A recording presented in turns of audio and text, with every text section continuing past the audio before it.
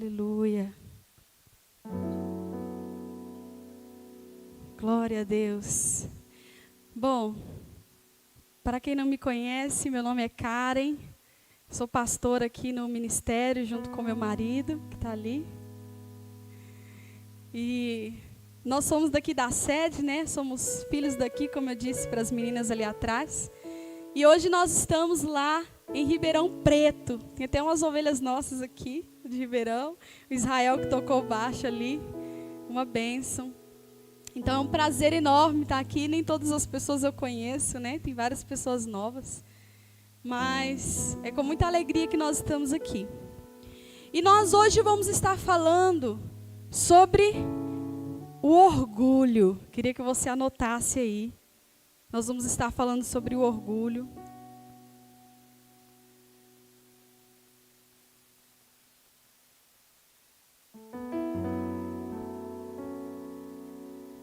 Eita glória!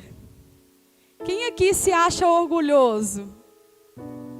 Ó, tem uns corajosos aí.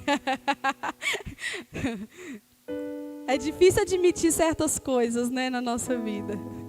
Senão eu sou humilde, eu já fui orgulhoso, né? Mas nós vamos estar falando um pouco sobre isso nessa tarde. E eu queria que você abrisse, né, para a gente começar lá em Êxodo, capítulo 19.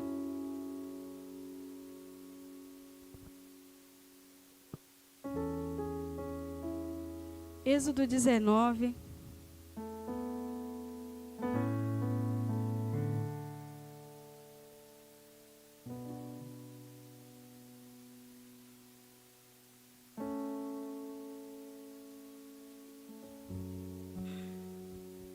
Êxodo 19. Sabe, queridos, a gente na palavra de Deus, a gente vai ver que em alguns momentos o homem ele teve um encontro com a presença de Deus, com a glória de Deus. E um dos momentos foi esse em Êxodo capítulo 19. A partir do versículo 9, nós vamos ver aí. Disse o Senhor a Moisés: eis que virei a ti numa nuvem escura, para que o povo ouça quando eu falar contigo, e para que também creiam sempre em ti. Porque Moisés tinha anunciado as palavras do seu povo ao Senhor. Disse também o Senhor a Moisés: vai ao povo e purifica-o hoje e amanhã. Lavem eles as suas vestes e estejam prontos para o terceiro dia. Porque no terceiro dia o Senhor, à vista de todo o povo, descerá sobre o monte Sinai. Marcarás em redor limites ao povo, dizendo: guardai-vos de subir ao monte, nem toqueis o seu limite. Todo aquele que tocar o monte será morto. Mas mão nenhuma tocará neste, mas será apedrejado ou flechado. Quer seja animal, quer seja homem, não viverá. Quando soar longamente a buzina, então subirão ao monte. Moisés, tendo descido do monte ao povo, consagrou o povo e lavaram as suas vestes. E disse ao povo: estai prontos ao terceiro dia, e não vos chegueis à mulher. Versículo 16. Ao amanhecer do terceiro dia, houve trovões e relâmpagos, e uma espessa nuvem sobre o monte, e muito forte clangor de trombeta, de maneira que todo o povo que estava no arraial estremeceu. E Moisés levou o povo fora do arraial ao encontro de Deus, e puseram-se ao pé do monte. Até aí, queridos. Essa é uma das passagens gloriosas onde Deus começa a querer se manifestar ao ser humano. Esse momento aqui foi um momento forte. E se você continuar lendo, você vai ver que eles tiveram medo. Na hora que a presença de Deus começou a vir, eles falaram: não, Moisés, fala você com a gente, mas que não fale o Senhor conosco, porque senão nós vamos morrer. De tanta era a presença de Deus naquele ambiente, naquele lugar. E foi ali que recebeu os 10 mandamentos e tudo. E Moisés falou para eles: olha, se preparem para encontrar com o Senhor. Se preparem para estar com Ele. Imagina Moisés organizando ali mais ou menos 3 milhões de pessoas, é como a população de BH. 3 milhões de pessoas, se preparem para vocês encontrarem com o Senhor. Porque o Senhor nos criou para um relacionamento, amém? Ele sempre quer nos chamar para perto dEle. O Senhor sempre quer nos convocar para ter um encontro com a sua glória. Mas em alguns momentos o homem recua, em alguns momentos a gente recua. Mas o desejo de Deus é se manifestar a nós. E foi assim, lá em Hebreus capítulo 12, não precisa abrir, mas também demonstra essa mesma manifestação da presença de Deus. Trovões, clangor de trombetas e fumaça e aquela coisa toda ali acontecendo. Deus queria se revelar ao seu povo, mas o povo recuou. Eu queria que você fosse comigo agora em Isaías capítulo 6.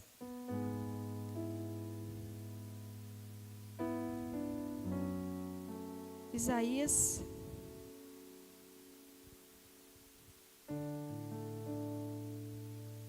Aleluia.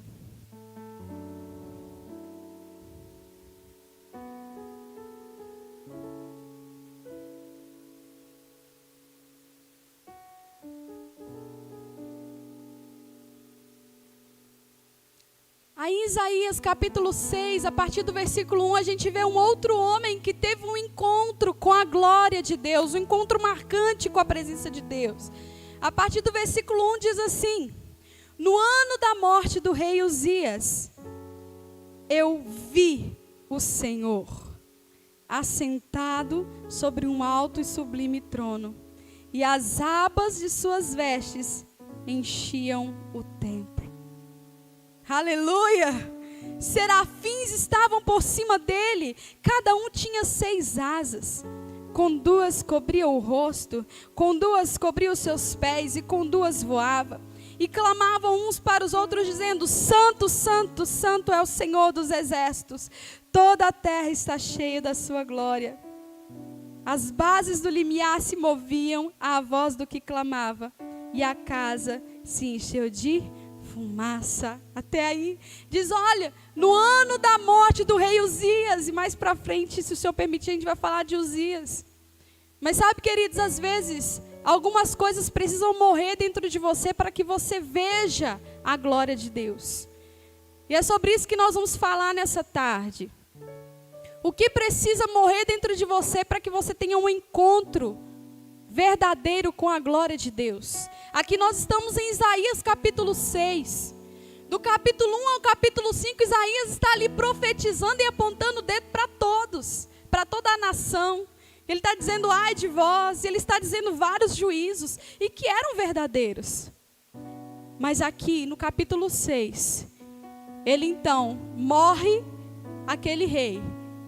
E Isaías então consegue ter uma experiência com a glória de Deus. E eu quero que você fique com isso. O que precisa morrer em você nessa tarde para que você alcance a presença e a glória de Deus? Quantas vezes você está ali em oração, você está em adoração, e você chega a um limite, e você sente que tem um teto sobre a sua cabeça. Eu não sei se alguém já sentiu isso, mas eu já senti muitas vezes. Você fala: Senhor, eu quero fluir mais, eu quero ir além, eu quero, Senhor, me leva, mas parece que tem algo que te puxa para baixo. Parece que tem algo que está ali pesando você.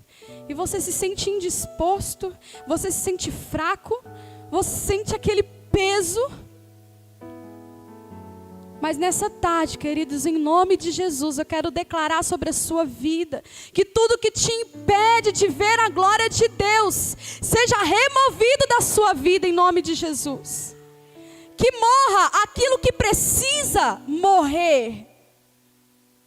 Que seja arrancado aquilo que precisa sair da sua vida, para que você possa contemplar a Deus. E se você continuar lendo, ele vai dizer: ai de mim, ai de mim. Porque é o que acontece quando nós temos um encontro com a presença de Deus. Só nos resta dizer: Senhor, ai de mim, eu sou pecador, eu sou pecadora, eu sou impuro, eu habito no meio de um povo de impuros lábios.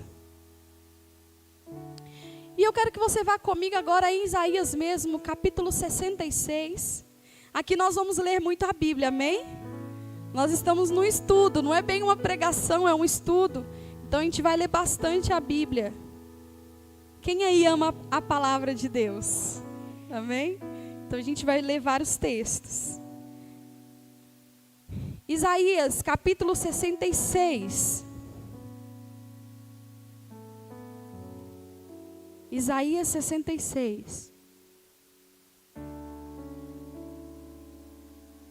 Oh Deus, revela-nos a tua presença, a sua glória, Jesus. Quebranta o nosso coração. Remove, Senhor, a pedra.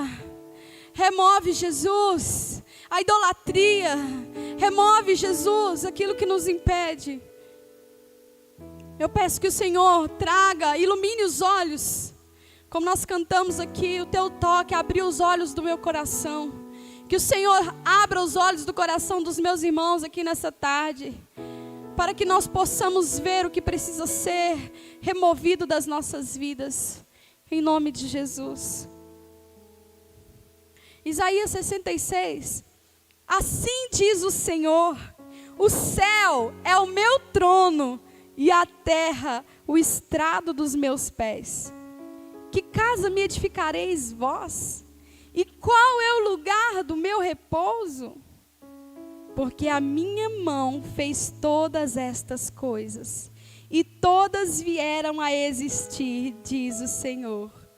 Mas o homem para quem olharei é este, o aflito e o abatido de espírito, e que treme da minha palavra.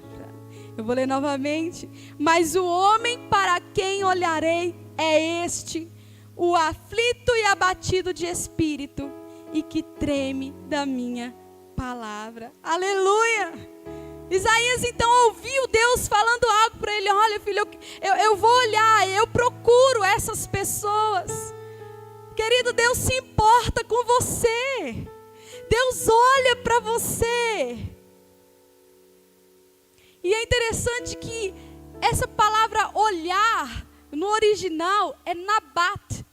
N-A-B-A-T, nabat. Que significa olhar de forma concentrada. Então, quando Deus disse, olha, o homem para quem olharei é este. Não é como eu estou olhando para vocês, olhando todos ao mesmo tempo. É aquele olhar de pombo, né, como fala. Quando um casal olha bem compenetrado nos olhos do outro. É aquele olhar assim, onde pode estar acontecendo tudo à sua volta e você só consegue ver aqueles olhos. Esse é o olhar que Deus quer depositar sobre você. O homem para quem olharei a este. Agora, ele indica quem é essa pessoa que ele vai olhar dessa forma. Não é para todos, querido. Algumas coisas de Deus são muito especiais. São para pessoas que decidem algo na vida delas. Ele diz, olha, o homem, a pessoa, para quem eu vou olhar com esse olhar, como de pombo, esse olhar compenetrado, concentrado, é o aflito e abatido de espírito e que treme diante da minha palavra. Ou seja, é aquele que é humilde. Sabe para quem Deus vai olhar concentrado? Para aquele que é humilde, que treme diante da palavra dele, que honra a palavra, que respeita os princípios. Ah, querido, imagine o Senhor olhando de forma concentrada para você. Meu Deus, é muita glória. Vai lá em Salmo 138. Eu quero, Senhor, que o Senhor olhe assim para mim.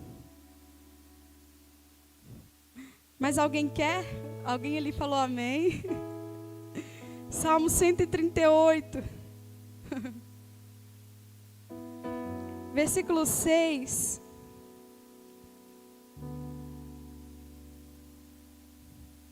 Diz assim: o Senhor é excelso, contudo, atenta para os humildes. Os soberbos, Ele os conhece de longe. O Senhor é excelso, o Senhor é o Rei dos Reis, o Senhor é grandioso. Os céus é o seu trono, mas Ele atenta para os humildes. O Senhor, Ele quer nesses dias gerar a verdadeira humildade no seu coração e no meu coração, queridos. Porque estamos todos em processo. Não pense em você que eu estou falando só para vocês, amém? Eu também sou ministrada porque é a palavra de Deus. Mas o Senhor, Ele quer gerar em nós essa humildade. Mas Ele diz aqui, olha, os soberbos, Ele os conhece de longe. O Senhor, Ele repele aquela pessoa que tem um coração soberbo. O Senhor, Ele resiste ao soberbo. Por isso que muitas vezes nós nos sentimos bloqueados na nossa intimidade com Deus. Nós temos que discernir, queridos, claro. Pode ser uma batalha espiritual que você esteja vivendo, mas também pode ser um coração orgulhoso e soberbo, ao qual não consegue ter intimidade com Deus. Uma pessoa que tem um coração soberbo, ela não consegue acessar áreas do coração de Deus. E você pode ter promessa, você pode ter palavras de que vão acontecer muitas coisas na sua vida, mas se você não alinhar o seu coração, querido, eu só lamento, mas talvez não vá acontecer. Porque Deus libera palavras, Deus libera promessas, mas elas são condicionais. Eu preciso corresponder. Eu preciso dar lugar para que essa palavra tenha vida. Amém?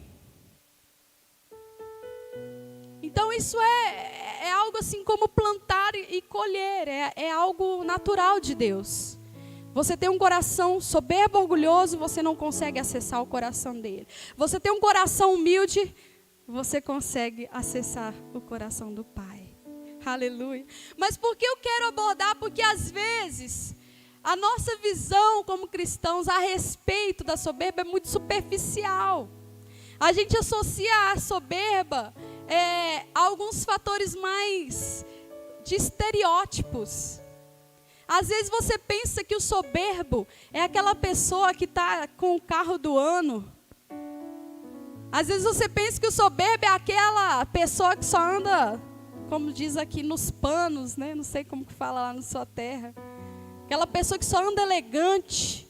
Aí você fala, ai, tá vendo? Aquela pessoa soberba. Olha como que ela anda. Humilde é o que está de chinelo, né? Aquele que está de havaiana é humilde. Aquele que está de Nike é soberbo. Às vezes a gente tem essa noção errada, superficial das coisas. Não é a sua roupa, não são as marcas que você usa que vai definir se você é humilde ou se você é soberbo, mas é o seu coração. É o seu coração. Você pode estar de chinelo e ter atitudes arrogantes e soberbas. Você pode não ter nada, nem ter carro, andar de ônibus e pode ser o mais soberbo de todos. Não é a sua condição financeira que vai definir, não é a sua condição financeira que vai definir o seu grau de humildade. A gente precisa entender isso, queridos. Não é a forma como você se veste. É claro que temos que vestir com decência, mas é que eu estou falando de marcas e muitas outras coisas. Não é isso que vai definir se você é humilde ou se você é soberbo. Por isso que a gente precisa entender. Porque por não ver na raiz, na profundidade da situação do orgulho no coração do homem, o orgulho vai criando raízes dentro de nós. E eu não sei aqui quem entende de, como eu falaria, botânica, plantação. Quanto mais profundo tiver a raiz, mais difícil de arrancar. Tem alguém que já fez isso? Já teve a experiência? Às vezes até capinando, né? Você vai capinar a porta da sua casa, tem aquela graminha fina, ela sai rapidinho. Mas se ela tiver raízes ali, você até machuca a sua mão, você não consegue puxar. E com o orgulho e a soberba é assim. Às vezes você não se considera orgulhoso, às vezes você não se considera, você fala, eu não tenho esse problema não. E aquilo ali só vai criando raízes dentro de você. E aquilo ali só vai fincando raízes dentro de você. E quanto mais enraizado, mais difícil de ser arrancado. Mas só que nós temos um fiel agricultor, aleluia! Ele nessa tarde vai arrancar toda a raiz que não procede dele da sua vida, em nome de Jesus. Tudo aquilo que está aí criando, sabe, profundidade na sua vida, deixa Deus arrancar em nome de Jesus. Fala para o seu irmão do seu lado, deixa Deus arrancar essas raízes que não são dele. Amém? Aleluia. Então eu quero trazer alguns conceitos aqui. Orgulho. Você que está anotando, né? Muita gente anotando, glória a Deus. Orgulho. O que significa orgulho? Orgulho é um conceito elevado que alguém faz de si mesmo. Conceito elevado que alguém faz de si mesmo. Então aquela pessoa orgulhosa é aquela pessoa assim que ela pensa que ela é muito mais do que na verdade ela é. Ela sempre pensa que está todo mundo olhando para ela, que ela é o centro das atenções, e às vezes não tem nada disso. Soberba. A soberba é a manifestação do orgulho. Então uma pessoa ela é orgulhosa no seu coração. Tá aqui com o coração orgulhoso. Aí surge uma situação. Alguém fura a fila lá no supermercado, lá na fila do banco. Alguém furou a fila. Aí você vai e cresce. Você tem uma atitude arrogante. Porque você olha e fala assim, quem essa pessoa pensa que é? Você tem uma atitude que expressa aquele orgulho que está dentro do seu coração. É claro que se alguém furar a fila, eu vou lá conversar. Ô querido, ô amado, a fila está aqui, né? Mas muita gente já parte para cima. Já vai xingando, já vai brigando. Já vai colocando para fora todo aquele orgulho que está ali dentro do seu coração. E aí ela se torna uma pessoa arrogante, uma pessoa altiva, uma pessoa que trata com falta de respeito, com grosseria, uma pessoa atrevida. Você conhece alguém assim? Eu conheço muita gente assim. Mas agora eu não queria que você pensasse em alguém, eu queria que você pensasse em você. Amém? Às vezes você está aí, nossa, minha irmã é desse jeito. Ai, tem alguém lá na igreja que é dessa forma. Deixa eu te falar, se você está aqui, a palavra é para você. Parabéns. Se sua irmã está ouvindo lá do YouTube, glória a Deus. Mas essa palavra é para você. Então, quando eu estiver falando aqui, não pensa no outro, não. Pensa em você. Aproveite esse momento para fazer uma autoanálise. Você pode falar assim, isso aqui eu já fui curado, glória a Deus. Mas podem ter outras áreas que Deus pode revelar para você aqui. E esse é o momento de nós sermos curados e trabalhados. Amém? Bom, então, eu queria que você abrisse lá em Daniel, capítulo 3. Daniel, capítulo 3.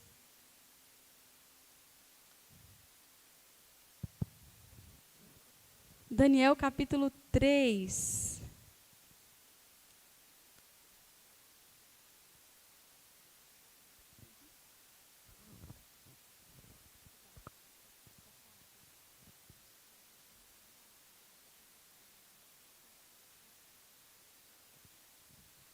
Daniel, capítulo 3. Aliás, perdão, irmãos, voltem no 2. Vamos ler 2 primeiro. Daniel, capítulo 2. Eu não vou ler toda a história, mas aqui Nabucodonosor teve um sonho, né? E ele ficou perturbado com esse sonho, o rei Nabucodonosor. E ele reuniu todos os magos, todas as pessoas ali, sábias, entendidas do reino, e falou, olha, Eu tive um sonho. E ele disse, pois não, conta o sonho, a gente vai falar a interpretação. Ele disse, o quê? Gente, vocês estão aqui? Aleluia. O que ele disse? Não. Vocês vão me dizer qual foi o sonho e vão me dizer qual a interpretação. E todos ficaram apavorados, enfim, aí chega Daniel. E Daniel revela para ele o que Deus mostrou, tanto o sonho como a interpretação. Quantos conhecem essa história? Amém. E aí no versículo 36. Daniel 2:36. Este é o sonho e também a sua interpretação, diremos ao rei.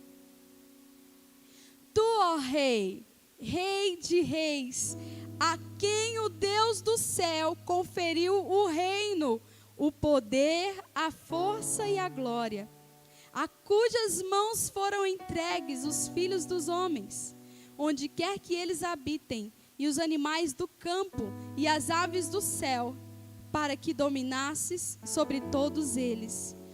Tu és a cabeça de ouro. Porque foi uma visão de uma estátua, né? Você que já leu a história, você vai ver. Se você tem curiosidade, depois você vai ler. Mas o sonho era esse, era uma estátua. E aqui Daniel trouxe a interpretação e disse, olha rei, você é rei de reis. O Senhor Deus do céu, quem que conferiu? Deus do céu te entregou tudo, poder, força e glória, tudo Deus entregou a você. Então você é essa cabeça de ouro. E ele continuou dizendo no 39, olha, depois de ti se levantará outro reino inferior ao teu, e um terceiro reino de bronze, qual terá domínio. E ele vai dizendo ali, enfim. Então, o rei Nabucodonosor, ele recebeu uma palavra. Olha, Deus te deu glória, força e poder. Você é essa cabeça de ouro. Aí o que acontece no capítulo 3? Versículo 1. O rei Nabucodonosor fez o quê? Uma imagem. Diga, imagem. Toda pessoa orgulhosa quer construir uma imagem de si. Ela quer construir. Toda pessoa orgulhosa, ela quer ter uma vida de aparência. Ela quer demonstrar algo, ela quer demonstrar imponência. E aqui o rei Nabucodonosor, ele fez uma imagem. E essa imagem era de quê? De ouro. Veja bem, queridos. Lá na visão, ele era a cabeça de ouro, e depois vinha bronze, e depois vinha outros materiais, a estátua. Mas aqui o rei Nabucodonosor constrói uma estátua todinha de ouro. O que ele queria dizer com isso? Ele queria dizer, olha, eu não quero que o meu reino passe. Eu não quero ser só a cabeça de ouro. Eu não quero que venha um reino inferior ao meu depois. Eu quero subsistir para sempre. Mas ele não sabia que ele estava confrontando algo que o próprio Deus estabeleceu. Porque ali mesmo já mostrava a promessa de que o reino que prevaleceria para sempre seria o reino através de Jesus Cristo. Jesus Cristo viria a implantar esse reino eterno. Aleluia. Mas Nabucodonosor não, ele fez essa imagem para si. E aí vem essa história da fornalha, né? Mas é interessante, todo orgulhoso quer levantar um monumento para si. Quer ver outro exemplo? Lá em 1 Samuel, capítulo 15.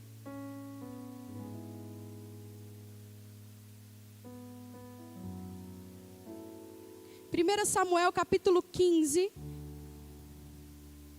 versículo 12.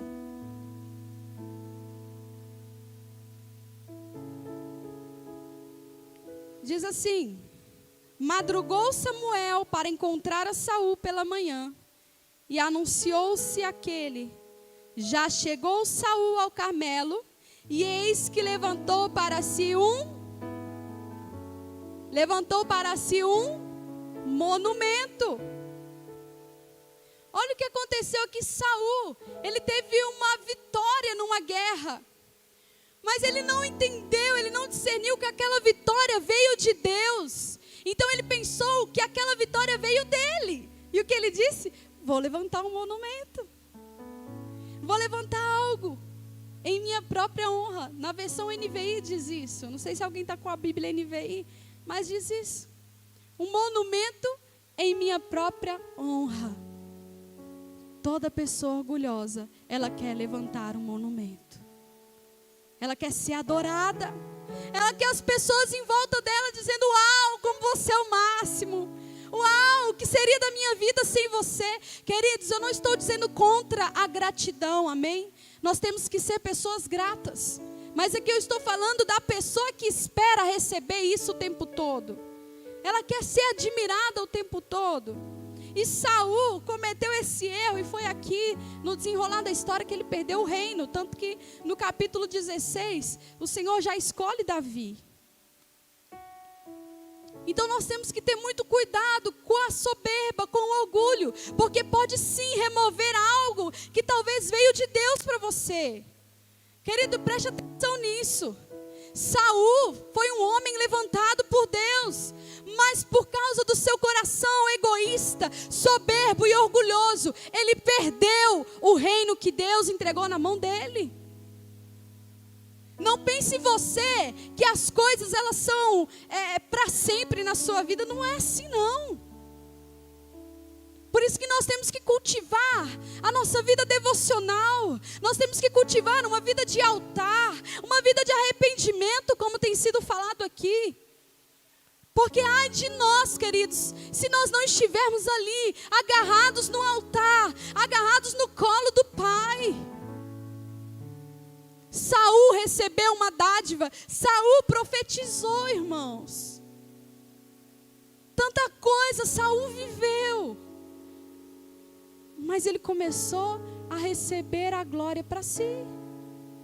Uau, olha só, eu venci essa guerra, eu venci essa batalha, eu sou demais. Quantas vezes nós não agimos assim, hein? Você tem um sucesso na sua vida e você acha que é porque você é inteligente. Eu sou esperto, eu estudei, eu lutei, eu trabalhei muito para conquistar isso. E ignoramos que tudo vem da mão dele, de Deus. Nós não somos nada sem ele. E eu quero te mostrar um contraponto aqui em Atos capítulo 14. Livro de Atos capítulo 14.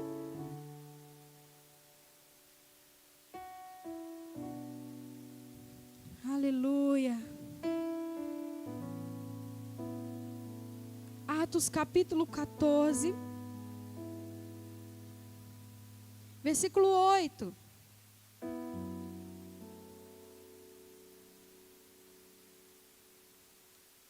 Atos 14, versículo 8. Diz assim: em Listra, costumava estar assentado certo homem, aleijado, paralítico, desde o seu nascimento, o qual jamais pudera andar. Esse homem ouviu falar Paulo, que fixando nele os olhos, e vendo que possuía fé para ser curado, disse-lhe em alta voz: apruma-te direito sobre os pés. E ele saltou e andava. Aleluia. Quando as multidões viram o que Paulo fizera, gritaram em língua licaônica, que era a língua do lugar, dizendo: os deuses em forma de homem baixaram até nós. A Barnabé chamavam Júpiter e a Paulo Mercúrio, porque era este o principal portador da palavra.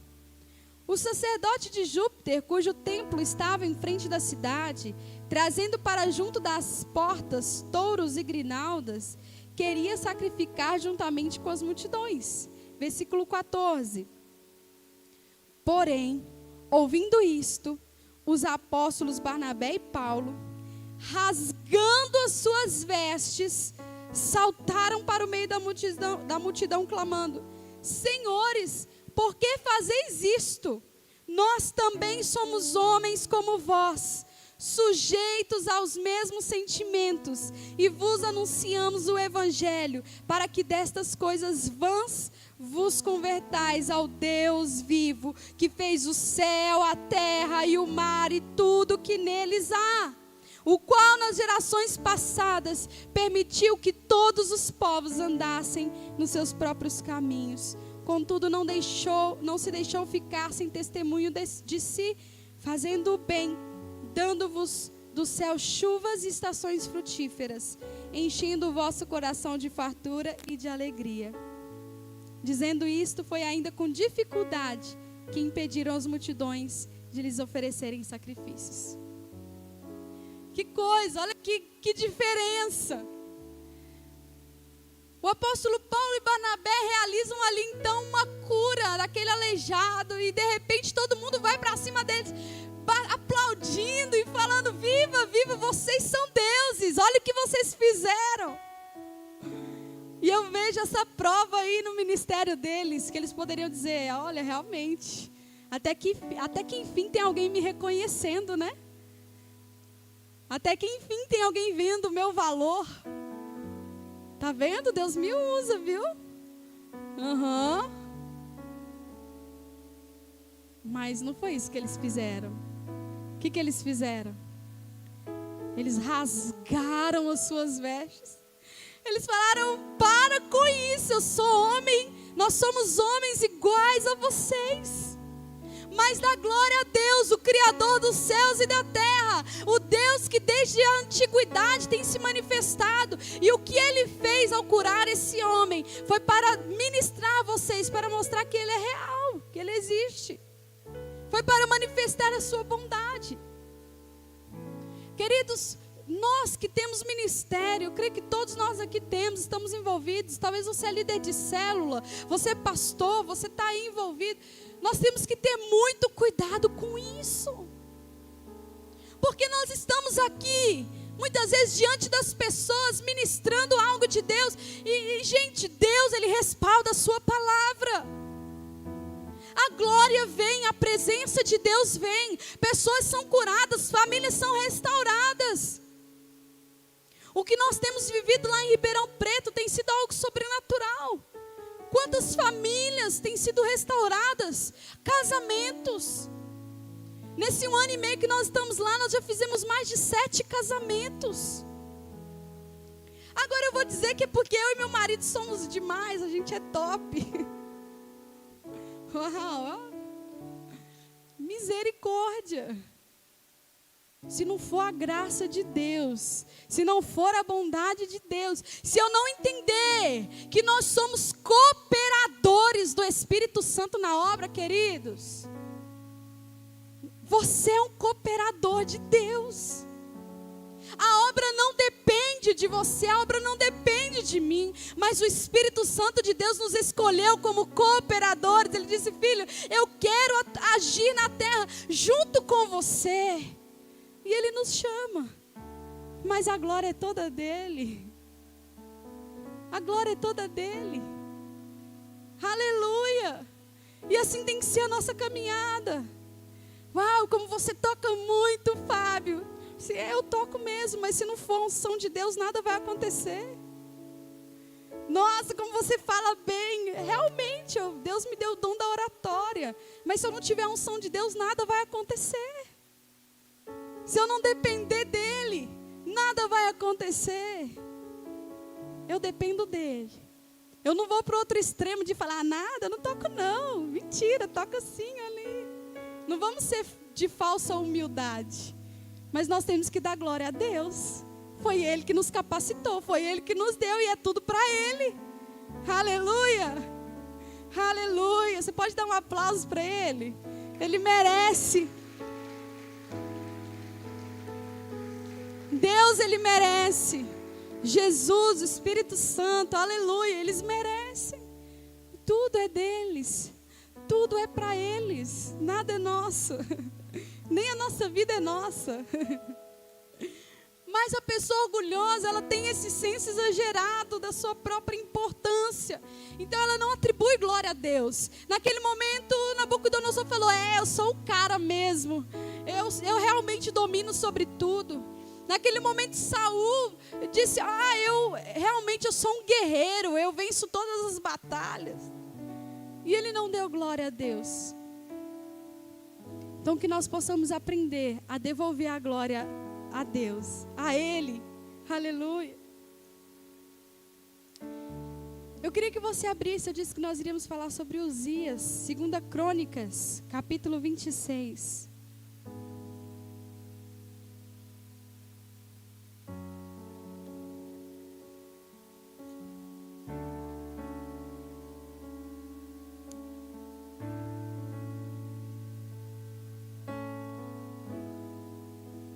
Sim, Senhor, receba a honra, toda a glória.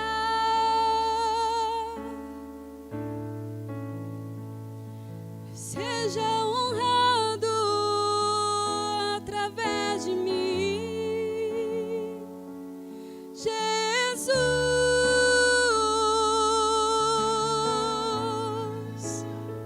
Glória a Ti.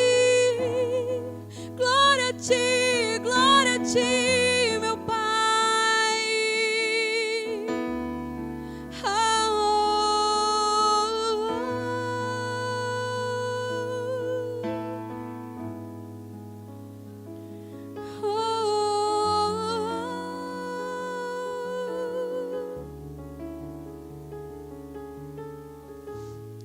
Segunda Crônicas, capítulo 26.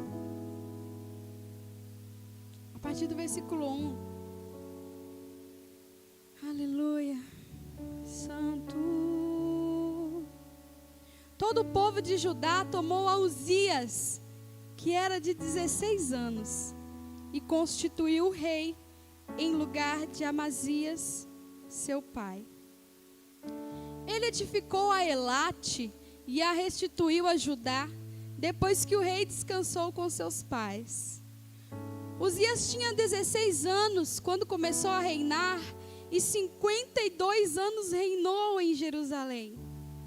Era o nome de sua mãe, Jecolias de Jerusalém. Ele fez o que era reto perante o Senhor, segundo tudo que fizera Amazias, seu pai. Propôs-se a buscar a Deus nos dias de Zacarias, que era sábio nas visões de Deus. Nos dias em que buscou ao Senhor, Deus o fez prosperar. Só um detalhe aqui. Ele diz que ele buscou a Deus nos dias de Zacarias. Enquanto ele buscou, Deus o fez prosperar. Existem coisas que nós precisamos matar, arrancar da nossa vida, como eu disse que foi Uzias em relação a Isaías. Mas tem outras que nós precisamos manter. Zacarias era símbolo disso, de um profeta de Deus na vida de Uzias.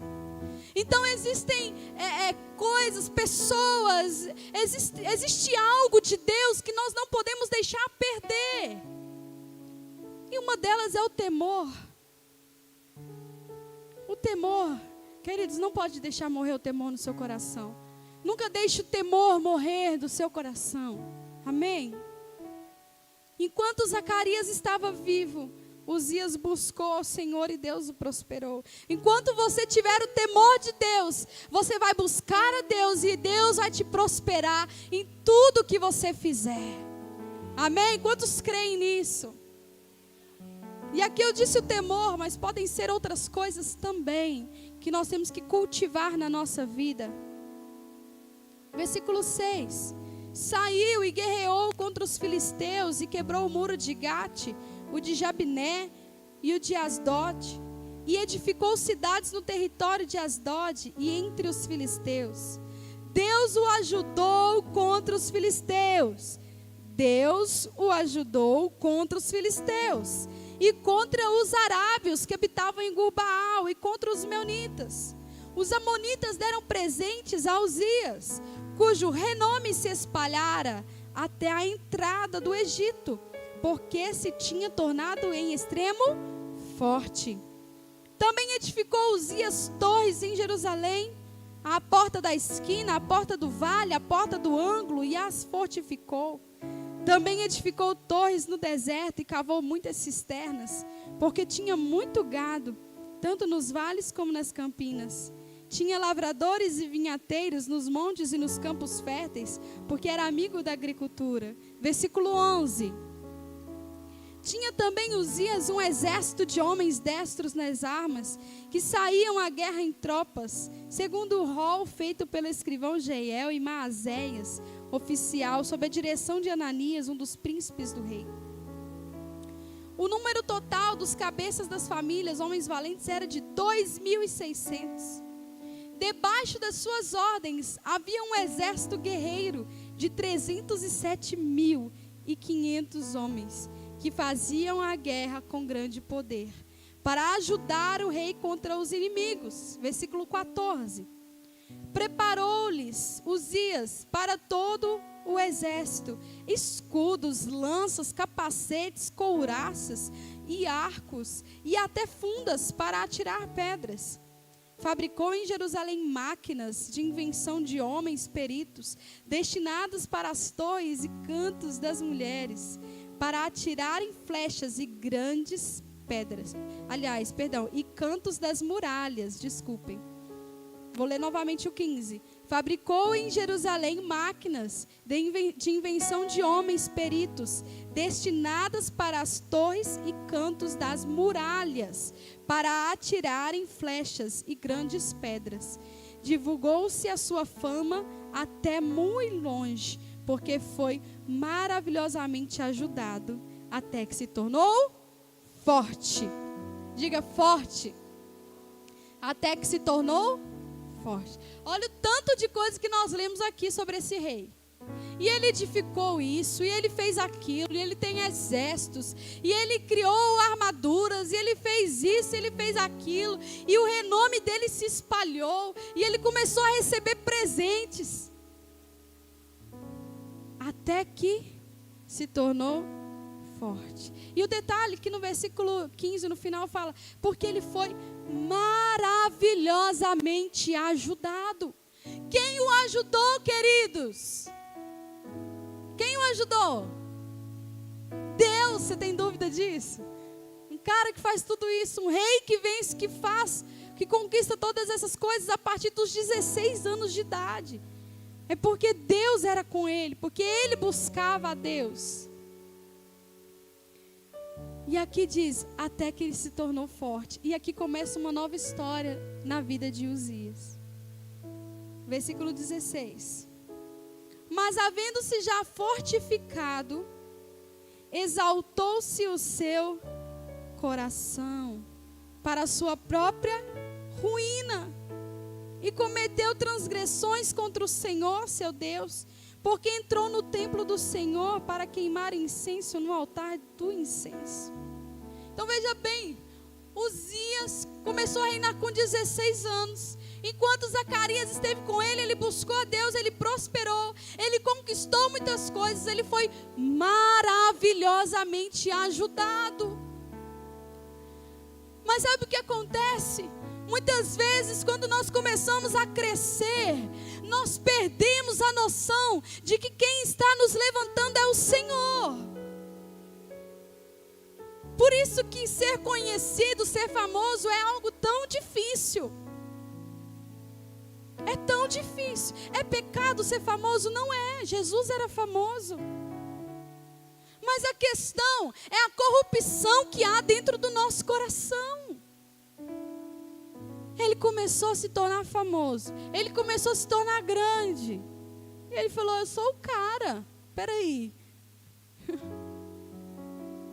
Olha o tanto, olha o meu reino. Olha tudo que eu já conquistei.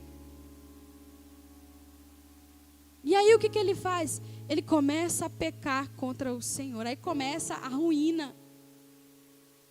Eu não sei em que fase do seu ministério você está vivendo hoje. Eu não sei se você está subindo ou se infelizmente você está descendo. Mas se você estiver descendo, pode ser que o orgulho, a soberba tenha te pegado. Mas pode ser também que nessa tarde você se arrependa e Deus comece a te erguer novamente. Em nome de Jesus. Aqui ele se exaltou, ele se orgulhou para a sua própria ruína. para a sua própria queda. E ele foi até o templo para queimar incenso no altar do incenso. Quem queimava incenso, queridos? Sacerdote. Fala para o seu irmão aí do lado para ele acordar. Fala assim, sacerdote. Sacerdote, Israel. Quem queimava incenso era o sacerdote, não era o rei. Só que ele estava se achando cara. E ele falou assim, não, eu também vou queimar incenso. Versículo 17. Porém o sacerdote Azarias entrou após ele com 80 sacerdotes do Senhor, homens da maior firmeza. E resistiram. O que eles fizeram? Resistiram ao rei Uzias.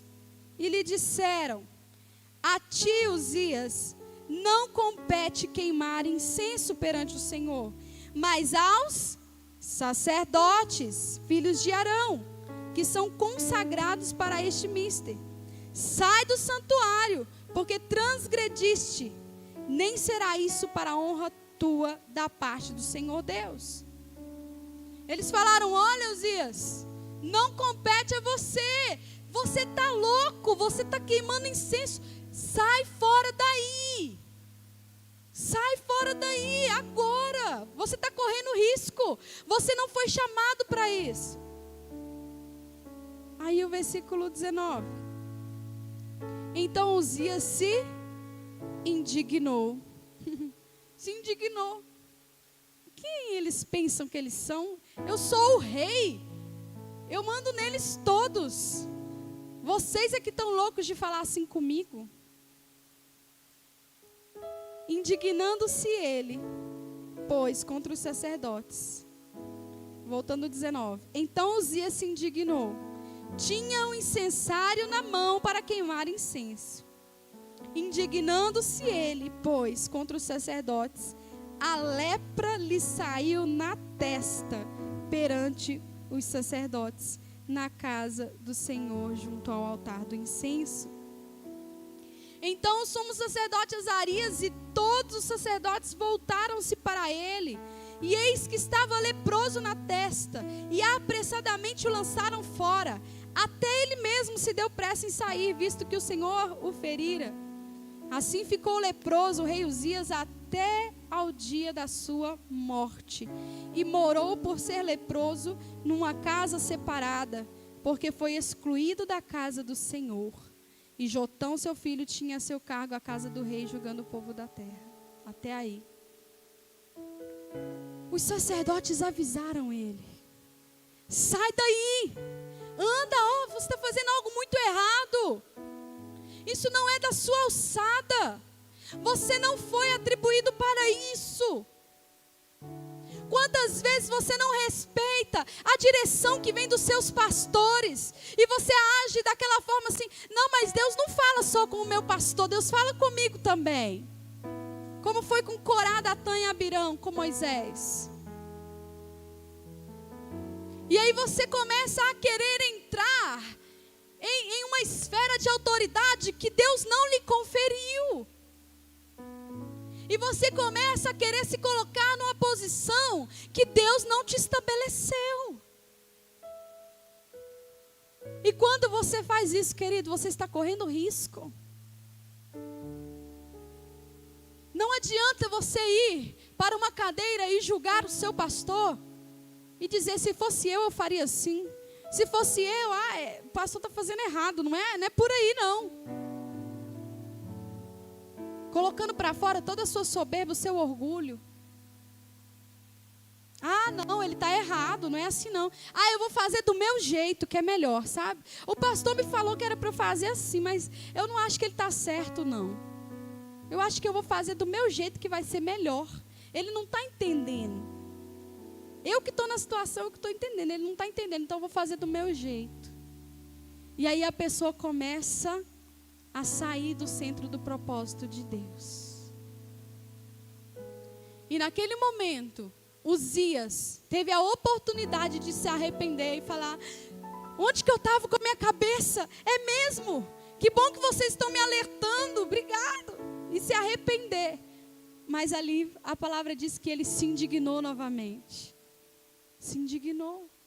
E naquele momento que ele se indignou no coração, o que aconteceu com ele? A lepra veio direto na testa dele. Assim como Miriam ficou leprosa por ter contendido contra Moisés, contra a autoridade de Moisés, veio a lepra sobre a vida de Uzias. E ele mesmo teve que sair fugido daquele lugar. Talvez você entrou aqui hoje, querido, você está leproso. Me desculpe dizer isso. Mas nós precisamos analisar como está a nossa caminhada.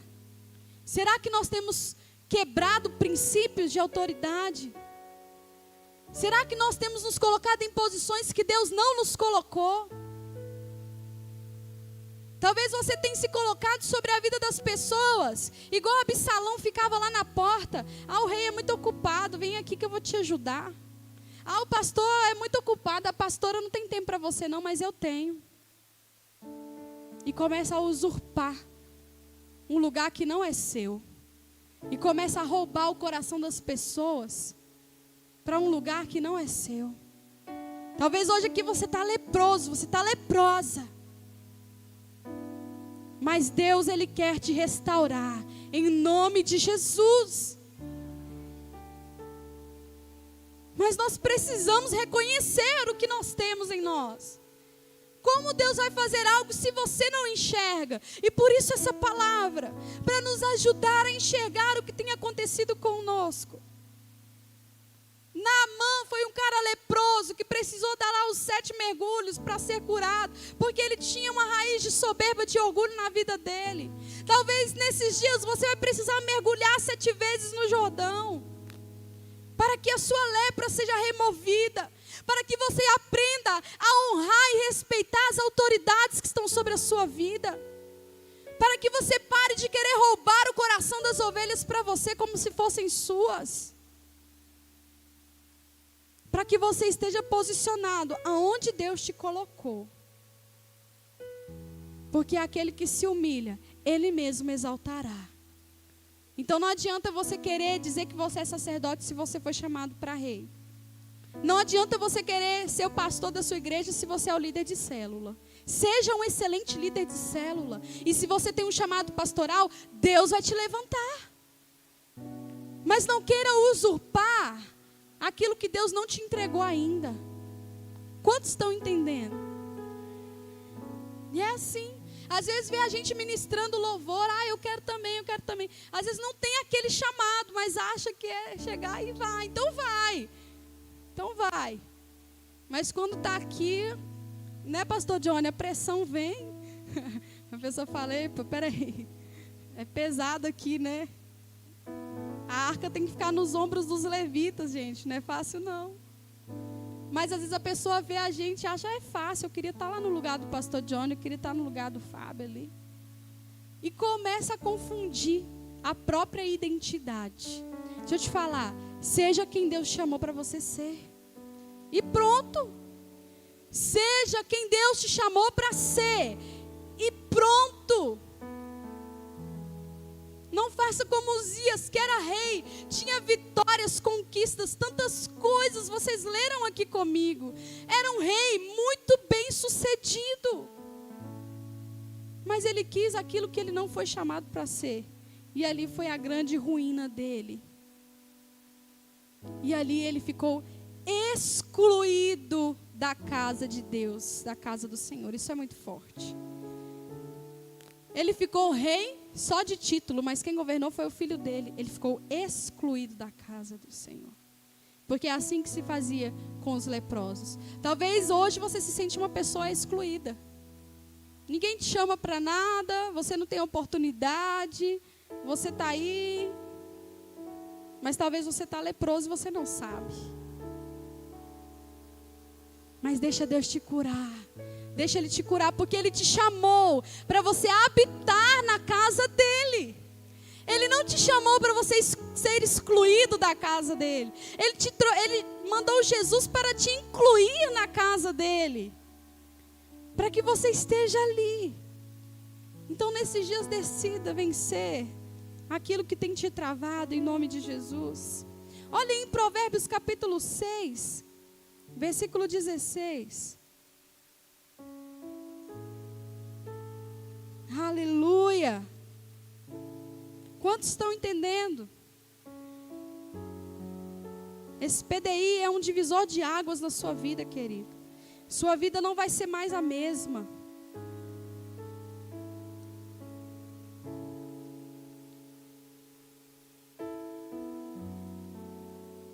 Provérbios capítulo 6, versículo 16.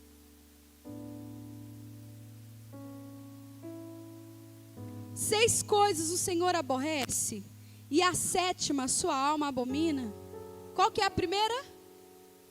Olhos altivos. Ou seja, um coração orgulhoso, soberbo, um olhar altivo. O que é o olhar altivo? Eu achar que eu sou melhor do que as pessoas, porque eu tenho um dom, porque eu tenho um talento, ou porque eu sou bonito, ou porque eu sou alto, ou porque eu sou isso, que eu sou aquilo. O Senhor aborrece, ou seja, o Senhor tem aversão. O Senhor não pode estar perto, queridos, de quem tem olhos altivos. Vamos ver aqui também em Isaías.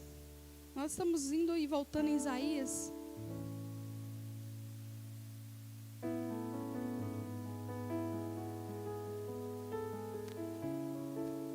Isaías capítulo 2.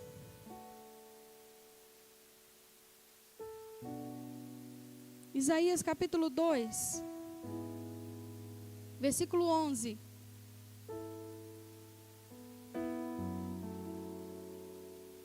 Os olhos altivos dos homens serão abatidos, e a sua altivez será humilhada.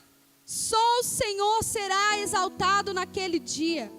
Porque o dia do Senhor dos exércitos será contra todo soberbo e altivo, e contra todo aquele que se exalta, para que seja abatido. Versículo 17. A arrogância do homem será abatida, e a sua altivez será humilhada. Só o Senhor será exaltado naquele dia. Só o Senhor será exaltado naquele dia. Aqui é aquela história, queridos. Ou você se lança sobre a pedra, ou a pedra se lança sobre você. O que você escolhe? O que você decide para você? A pedra é Jesus, amém?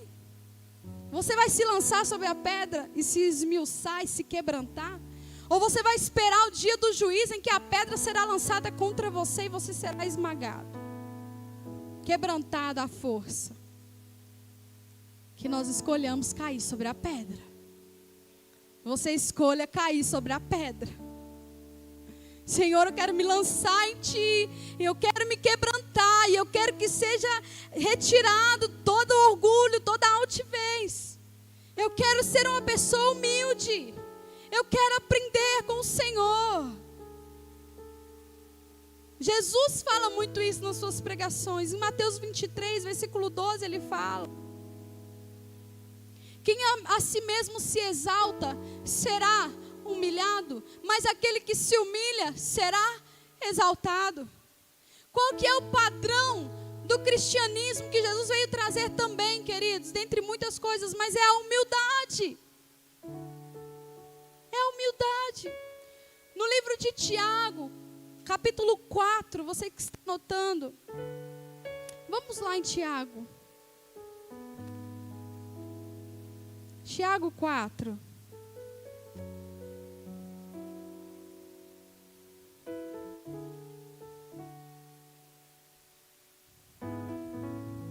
Tiago capítulo 4, versículo 6. Interessante que o título na minha Bíblia de Tiago 4 está A Origem das Contendas. E aí no versículo 6 ele diz: antes ele dá a maior graça, pelo que diz: Deus resiste aos soberbos, mas dá graça aos humildes. E ele diz: sujeitai-vos, portanto, a Deus, mas resisti ao diabo e ele fugirá de vós. Aleluia! Sujeitai-vos, portanto, a Deus.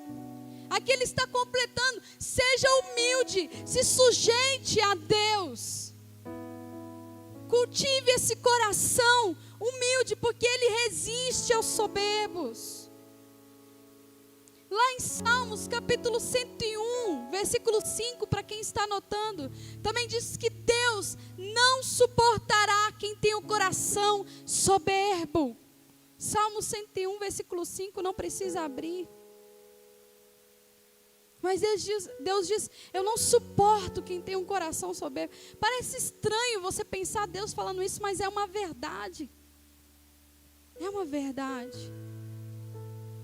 Porque uma pessoa orgulhosa é aquela pessoa que fala assim: olha, eu sou melhor do que vocês e eu vou fazer o que for necessário para alcançar os meus objetivos.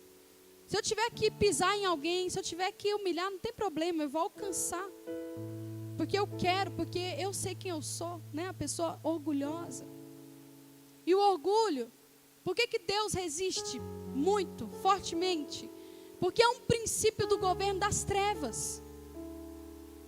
Orgulho, mentira e engano são as bases de Satanás, do diabo, do império das trevas. Então, todo orgulhoso, quando Deus olha para o orgulhoso, queridos, você acredita ou não, Deus, ele lembra de Satanás. Que isso, pastora? Sou filha de Deus, sim. Porém, os traços de orgulho na nossa vida lembram a Deus Satanás, Lúcifer. Porque o que produziu a queda de Lúcifer foi a soberba, foi o orgulho. Então isso é muito sério. Quando o Pai olhar para você, Ele quer ver Jesus. Quando o Pai olhar para você, Ele precisa ver Jesus. Será que Ele tem visto Jesus? Como que Jesus era? Manso e humilde de coração. Manso e humilde de coração. Ou será que Ele tem olhado para nós e tem visto soberba, orgulho, arrogância, altivez? Que Deus nos ajude. Amém? Que nós tenhamos um coração humilde, queridos. Eu quero abrir mais um texto para a gente encerrar.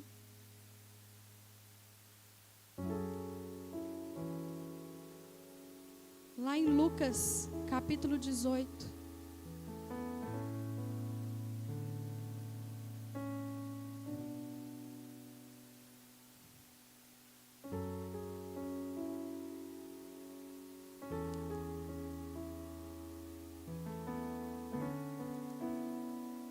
Lucas, capítulo 18.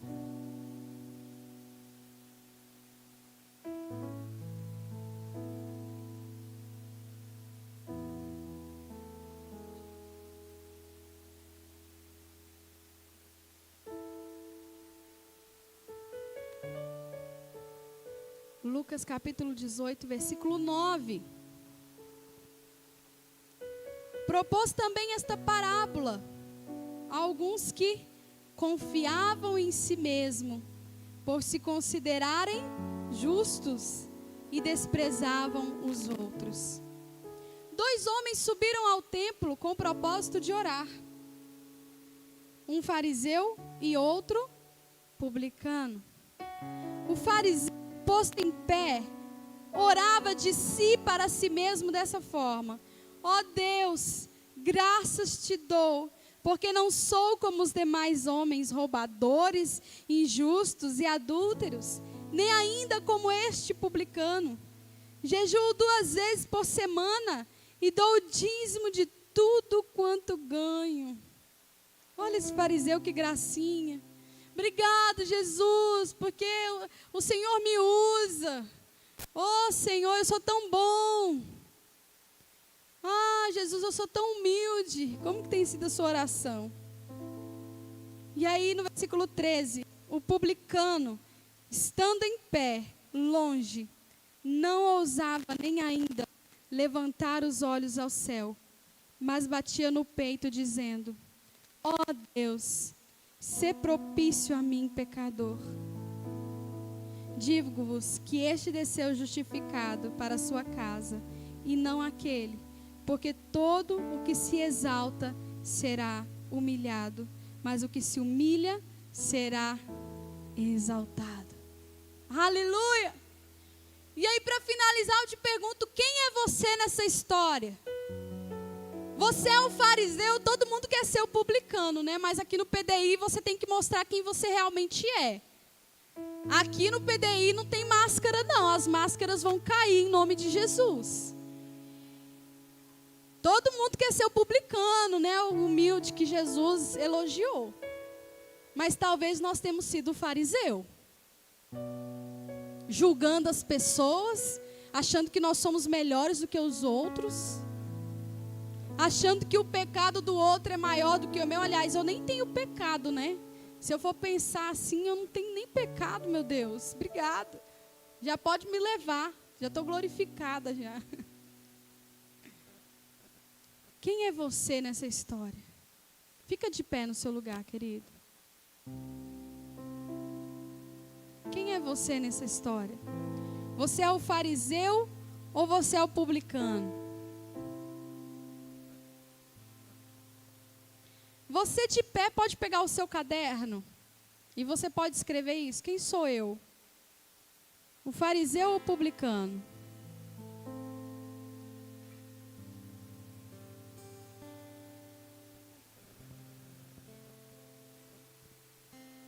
Quem é você, querido? Quem é você? E se você já souber e você for corajosa, você já pode escrever aí também. Eu confesso que eu sou o fariseu. Não, eu sou o publicano. Quem é você? Deixa Deus te tocar. À medida que você for escrevendo, eu queria que você fosse meditando. Se você quiser olhar o caderno ou fechar os seus olhos, porque esse vai ser um momento seu, para você confessar ao Senhor, para você quebrantar o seu coração e abrir mão de todo o orgulho, de toda a soberba que tem te envolvido. Oh, Senhor.